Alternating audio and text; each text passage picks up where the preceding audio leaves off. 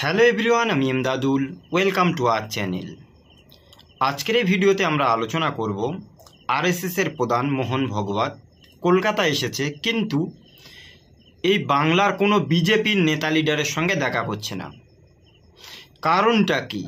যে বিজেপি এই আরএসএসের একটি শাখা সংগঠন, রাজনৈতিকভাবে তাদেরকে ভোটে লড়াই করায়, অথচ আরএসএসের প্রধান মোহন ভগবত কলকাতায় আসার পরেও বাংলাতে যারা দায়িত্ব রয়েছে বিজেপির, তাদের সঙ্গে কিসের এমন দৌরত্ব দেখাচ্ছে? কিসের জন্য তাদের সঙ্গে দেখা করে না? কিসের জন্য তাদের সঙ্গে কথাও বলতে চায় না? সেই বিষয়টা নিয়ে অবশ্যই আলোচনা করব। দ্বিতীয় পয়েন্টে এই বিষয়ে আলোচনা করব যে পশ্চিমবাংলাতে বর্তমান যে রাজ্য সরকার চলছে তৃণমূল কংগ্রেস, তাদের সঙ্গে আরএসএসের কী দূরত্ব রয়েছে, যার জন্য আরএসএসকে কোর্টে যেতে হয়েছে। চলুন তাহলে দুটো বিষয় নিয়ে একটু পরিষ্কার করা যাক। প্রথম নাম্বার, আমরা জানি আরএসএসের প্রধান মোহন ভগবত তিনি এই সময়ে নাগপুর থেকে ডাইরেক্ট পশ্চিমবাংলাতে এসেছে 11 দিনের সফরে। উদ্দেশ্য, এখানে হিন্দু যে সমস্ত মানুষরা রয়েছে তাদের সঙ্গে কথা বলবে, সেই সাথে সাথে হিন্দুদের যে রাজনৈতিক দল আরএসএস থেকে একটি শাখা সংগঠন হয়ে গেছে বিজেপি। এই আরএসএস তো তৈরি হয়েছিল 1925 সালে, আর 1980-র দশকে গিয়ে আরএসএস থেকে একটি শাখা সংগঠন তৈরি হয়েছিল যার নাম ভারতীয় জনতা পার্টি, বিজেপি। রাজনৈতিকভাবে এই সময় বিজেপিটাকে চালাইতো আরএসএস, কিন্তু এই বিজেপি যারা পশ্চিমবাংলাতে রয়েছে, বিশেষ করে শুভেন্দু অধিকারী, সুকান্ত, সেই সঙ্গে সঙ্গে দিলীপ ঘোষ, লকেট চট্টোপাধ্যায়, রাহুল সিনহা, সায়ন্তন বসুর মতো এই সমস্ত নেতা এবং লিডারদের সঙ্গে কিসের জন্য মোহন ভগবত দেখা করতে চায় না? একটা জিনিস আমরা খুব ভালো রকম জানি, এই সময়ে বিজেপিতে কিন্তু একটা অন্তর্দ্বন্দ্ব চলছে, একে অপরের সঙ্গে মতনৈক্য চলছে। দীর্ঘ কয়েকদিন ধরে বিজেপির ভিতরে একটা ফাটল চলছে। সুকান্ত এবং শুভেন্দু, এই দুজনের ভিতরে যখন ফাটলটা চলছে, সেরকম সিচুয়েশনে মোহন ভগবত এসেছে হিন্দুদের সঙ্গে। তিনি কিন্তু সভা সমাবেশ করছে, কথাও বলছে।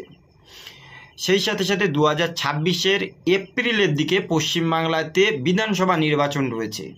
হিন্দুদের ভোটগুলোকে একত্রিত করার লক্ষ্যে মোহন ভগবত এখানে এসেছে ঠিকই, কিন্তু পশ্চিমবাংলায় এসে তিনি যা দেখতে পাচ্ছেন যে এই পশ্চিমবাংলায় যে সমস্ত বিজেপির দায়িত্ববান ব্যক্তিবর্গ এখন যারা রয়েছে, তাদের ভিতরে একটা দূরত্ব বা একে অপরের সঙ্গে দ্বন্দ্ব চলছে।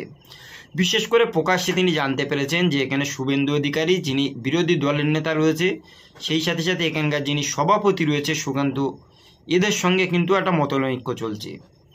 উল্টোপাতে আর একটা জিনিস তাঁর কাছে পরিষ্কার করেছে, দীর্ঘদিন ধরে তাঁর কাছে বিভিন্নজন চিঠি লিখে জানাচ্ছিল যে এই পশ্চিমবাংলাতে বিজেপির ভিতরে যারা আদি বিজেপি প্রাক্তন, সে হতে পারে দিলীপ ঘোষ, রাহুল সিনহা, লকেট চট্টোপাধ্যায়, সায়ন্তন বসুর মতো প্রাক্তন বিজেপির যারা দায়িত্ববান, তাদের সঙ্গে নব্য অন্যান্য রাজনৈতিক দল থেকে আসা বিভিন্ন বিজেপির এই সময় বড় বড় পোস্টিং বা বড় বড় পদে দায়িত্বে রয়েছে, সে হতে পারে বিরোধী দলের নেতা শুভেন্দু অধিকারী, সে বর্তমান সভাপতি সুকান্ত হতে পারে, সেই সাথে তৃণমূল কংগ্রেস থেকে উত্তরবঙ্গ থেকে আসা নীতিশ প্রামাণিক, এরা কিন্তু এই সময় বিজেপিটাকে লিড করছে বা বিজেপিটাকে পশ্চিমবাংলায় তারা চালাচ্ছে।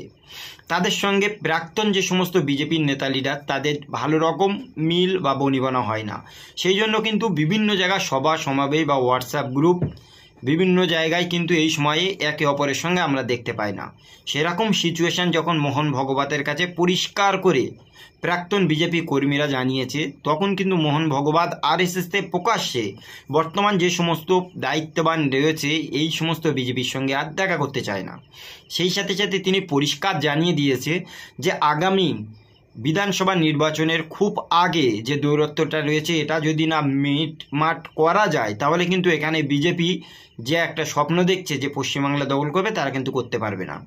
সেই সঙ্গে সঙ্গে কেন্দ্রে যে সমস্ত দায়িত্ববান রয়েছে, সে নরেন্দ্র মোদী থেকে অমিত শাহ বা অন্য বড় বড় যে সমস্ত সভাপতি পদ রয়েছে, জেপি নাড্ডার মতো প্রাক্তন যে সমস্ত বিজেপি বা আরএসএসের একজন দায়িত্ববান লিডার হিসেবে যারা কেন্দ্রে এই সময় রয়েছে, তাদের সঙ্গে কিন্তু পরিষ্কারভাবে আরএসএসের প্রধান মোহন ভগবত কথা বলেছে যে পশ্চিমবাংলার মতো জায়গায় নব্য আসা বিজেপি এবং আদি বিজেপির ভিতরে একটা ভীষণ দৌরত্ব বা ফাটল চলছে, এগুলোকে কিভাবে মীমাংসা করা যায়।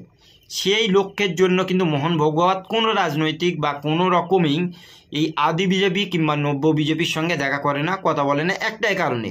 এখানে যদি প্রাক্তন বিজেপির সঙ্গে মোহন ভাগবত কথা বলে তাহলে আদি বিজেপি যারা এসেছে তারা কিন্তু মোহন ভাগবতের উপরে রাগান্বিত হবে। কারণ একটাই, তারা বলবে যে আমরা তো সমস্ত কিছু ছেড়ে অন্য রাজনৈতিক দল থেকে পদের লোভও ছেড়ে ডাইরেক্ট বিজেপিতে এসেছি, কিন্তু সেই বিজেপিতে আসার পরে দেখতে পাচ্ছি যে বিজেপির একটা অরাজনৈতিক স্বেচ্ছা সংগঠন বা সবথেকে বড় যে মহাসংগঠন আরএসএস, রাষ্ট্রীয় স্বয়ংসেবক সংঘের এখন যিনি পরিচালক বা এখন যিনি দায়িত্ব রয়েছে সেই মোহন ভাগবত এসেছে, অথচ প্রাক্তন বিজেপিদের সঙ্গে কথা বললেন, কিন্তু নতুন আমরা যারা এসেছি আমাদের সঙ্গে কথা বলেনি।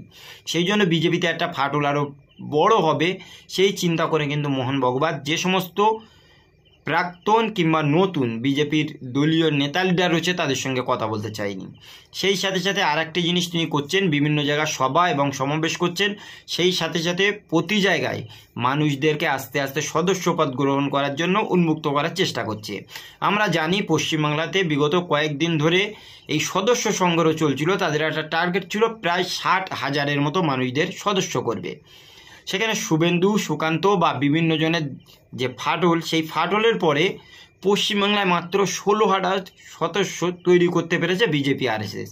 সেই সঙ্গে সঙ্গে বিভিন্ন জায়গায় যে সমস্ত শাখা অফিসগুলো বা হিন্দু জাগরণের মঞ্চ, হিন্দু সংহতি, বিশ্ব হিন্দু পরিষদ, এরকম করে যতগুলো জায়গায় তাদের শাখা অফিস ছিল, অধিকাংশ অফিস কিন্তু আস্তে আস্তে তালা পড়ে গেছে, বন্ধ হয়েছে। সেই জন্য মোহন ভাগবত এসেছে সেই সমস্ত হিন্দুরা যারা আরএসএস করে তাদেরকে একত্রিত করে কিভাবে আবার 2026-এ বিধানসভার আগে রাজনৈতিকভাবে পশ্চিমবাংলা দখল করা যায় সেই জন্য চেষ্টাতে বিভিন্ন মানুষের সঙ্গে তিনি যোগাযোগ করছেন। সেই সাথে সাথে 11 দিন ধরে এই পশ্চিমবাংলায় থাকবে, প্রতিদিন প্রতিনিয়ত বিভিন্ন জায়গায় সভা এবং সমাবেশ হচ্ছে, কিন্তু এই সময়ে রাজ্য সরকার তাদের পারমিশন দিতে চায় না, বিভিন্ন জায়গায় পুলিশ প্রশাসন বা বিভিন্ন জায়গায় এই সভাগুলোর অনুমতি দেয় না। তার জন্য আরএসএসের প্রধান বা আরএসএস দলকে সর্বশেষ আদালতে যেতে হয়েছে যে এখানে বিভিন্ন রকম সভা সমাবেশ করবে সেই জন্য। তারপরেও আমরা দেখতে পাচ্ছি 11টা থেকে 4টে এর ভিতরে কিন্তু মাইক বাজানো খুব বেশি রকমভাবে অ্যালাউন্স করছে না পুলিশ প্রশাসন। কারণ একটা, বর্তমান সময়ে এই পশ্চিমবাংলাতে মাধ্যমিক পরীক্ষা চলছে, বিভিন্ন ছাত্র এবং ছাত্রীরা সারা বছর পড়াশুনো করেছে, এই সময় মাধ্যমিকের ফাইনাল পরীক্ষা হচ্ছে। বিগত কয়েক বছর ধরে লকডাউন বা বিভিন্ন রকম প্রবলেমের জন্য মাধ্যমিক এবং উচ্চ মাধ্যমিক খুব ভালো রকমভাবে পড়াশুনো করানো যায়নি, কিন্তু এই সময়ে ভালো রকমভাবে 1 বছর পড়াশুনো করার পর এবার মাধ্যমিক পরীক্ষা হচ্ছে। আর সেই সময়ে পশ্চিমবাংলায় মোহন ভাগবত যদি বড় করে কোনো সভা এবং সমাবেশ করে, বিভিন্ন রকম সাউন্ড বাজায়, মাইক বাজায়, বক্স বাজায়, তাহলে এরকম একটা সিচুয়েশনে যে সমস্ত কলেজ এবং স্কুলে মাধ্যমিক পরীক্ষা হচ্ছে, এই সমস্ত স্কুলের ছাত্রছাত্রীদের যাতে মাধ্যমিক পরীক্ষায় কোনো রকম প্রবলেম না হয় সেই জন্য রাজ্য সরকার, হিন্দু মহাসভার এই যে আরএসএস, রাষ্ট্রীয় স্বয়ংসেবক সংঘের দায়িত্ববান এই সময়ে মোহন ভাগবত, তার কাছে কিন্তু পরিষ্কার বলে দেওয়া হয়েছে যে আপনারা সভা করুন, সমাবেশ করুন, কিন্তু বহু আকারে বড় রকম বৃহত্তম জায়গা আপনারা দখল করতে পারবেন না। দ্বিতীয় নম্বরে বহু মাইক আপনারা বাজাতে পারবেন না। আপনাদের সভা এবং সমাবেশটাকে ঘিরে যদি রাস্তা জ্যাম হয়, বিভিন্ন ছাত্রছাত্রী পরীক্ষা দিতে যেতে পারবে না, তাদের পরীক্ষায় যেতে গেলে হয়তো সেই জায়গাটা টাইম অতিক্রান্ত হয়ে যাবে, একটা ছাত্র কিংবা ছাত্রীর ভবিষ্যৎ নষ্ট হতে পারে। সেই সাথে সাথে আর একটা জিনিস পরিষ্কার করা হয়েছে, লাউড স্পিকারটা এটা যদি একটু সাধ্যমতো না করা যায়, লাউড স্পিকার বেশি হয়ে গেলে যে জায়গাগুলো মাধ্যমিক পরীক্ষা হচ্ছে এই মাধ্যমিক পরীক্ষায় কিন্তু ব্যাঘাত ঘটতে পারে। সেই জন্য মোহন ভাগবত কিন্তু প্রকাশ্যে চলে গেছে সর্বশেষ আদালতের কাছে। আদালত থেকেও অ্যাজ ইট ইজ সেম কথাটাই বলা হয়েছে যে হ্যাঁ, কয়েকদিন ধরে এখন এই রাজ্যে মাধ্যমিক পরীক্ষা চলছে, সুতরাং এই সময়ে আপনারা যে লাউড স্পিকার ব্যবহার করবেন সেগুলো ঠিক জায়গা মতো করতে হবে। অতিরিক্ত বাড়িয়ে যদি আপনারা লাউড স্পিকারগুলো ব্যবহার করেন তাহলে কিন্তু মাধ্যমিক পরীক্ষায় অনেক রকম প্রবলেম ক্রিয়েট হবে।